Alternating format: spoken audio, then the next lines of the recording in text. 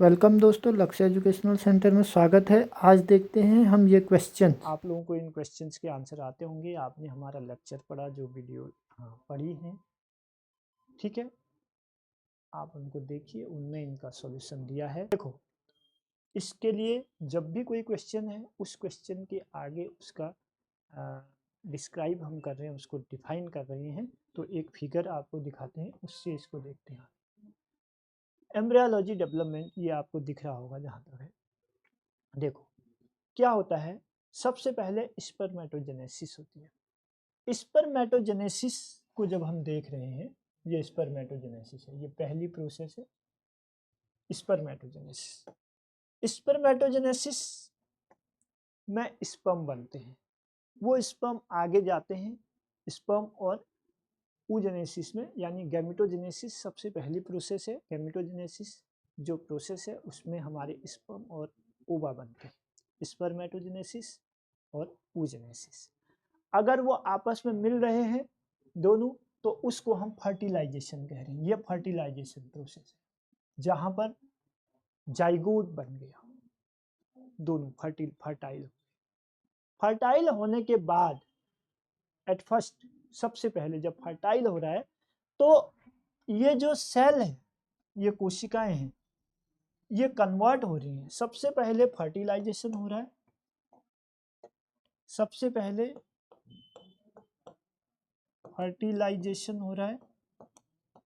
Fertilisation जो होता है वो गैमेटोजेनेसिस के बाद हो रहा है। गैमेटोजेनेसिस में स्पर्मेटोजेनेसिस,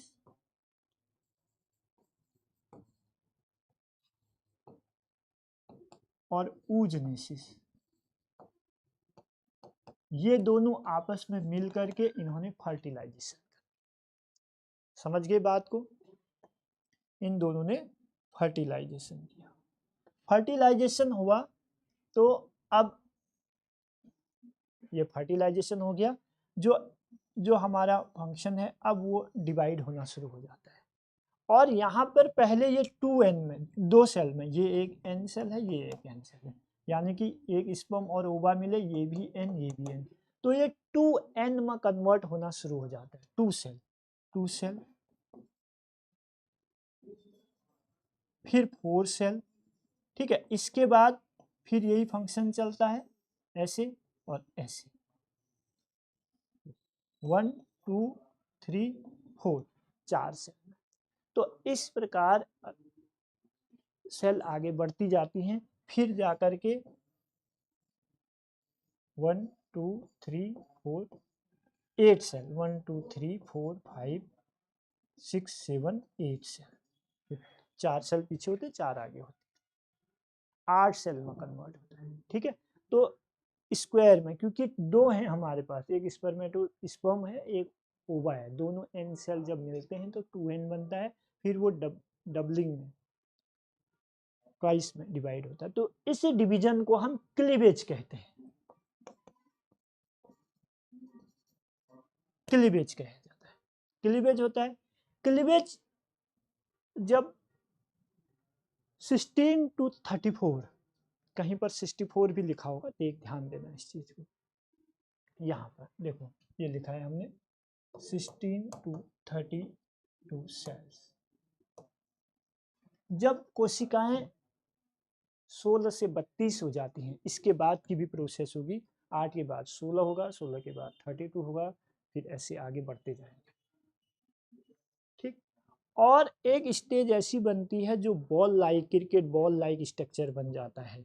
अब हमारा एम्ब्रायो, यहाँ से हम इधर देख रहे हैं, इस तरीके से जब डिवीजन हो जाता है और ये छोटे छोटे सेल में कन्वर्ट हो जाते हैं।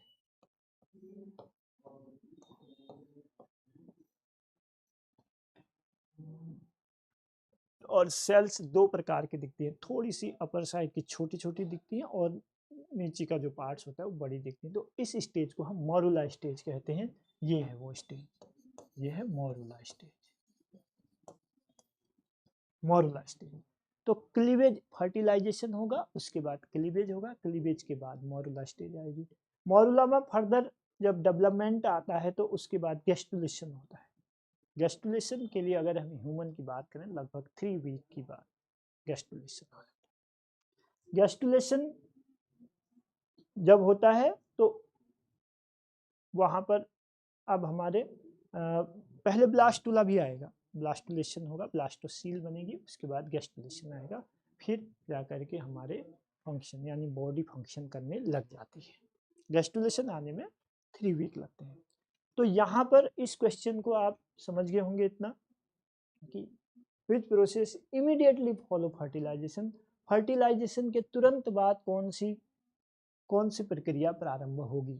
सबसे पहले फर्टिलाइजेशन होगा, फिर आपस में सेल का क्लीवेज होना शुरू हो जाएगा। तो इसका आंसर है ए, क्लीवेज। ओके।